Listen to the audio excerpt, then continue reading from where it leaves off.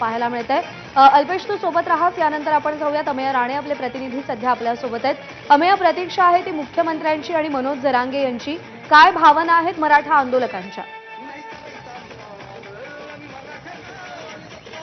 प्रज्ञा, मी सध्या आझाद मैदानाच्या बाहेर आहे आणि काल आझाद मैदानात जो भगवं वादळ पोहोचलं होतं त्यांनी आता समाधानकारकरित्या कुठेतरी आता वाशीच्या दिशेने निघालेत। हे तमाम मराठा बांधव माझ्यासोबत आहेत जे इथं आंदोलनाच्या निर्धारानं आले होते, परंतु राज्य सरकारसोबत रात्रीची उशिराने बैठक पार पडली आहे आणि त्यातनं समाधानकारक आणि सकारात्मक तोडगा निघालाय।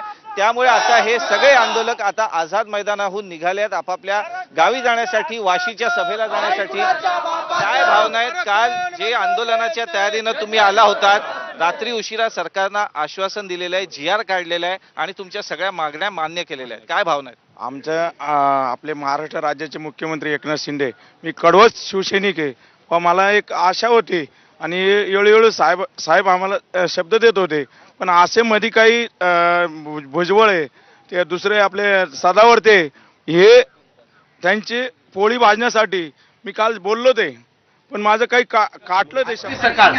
आजची सकाळ मराठ्यांसाठी आनंद घेऊन आले। बुम खाली खाली करा, खाली खाली करा। पाटील काय हे खरं आहे की झालेला सगळा विजय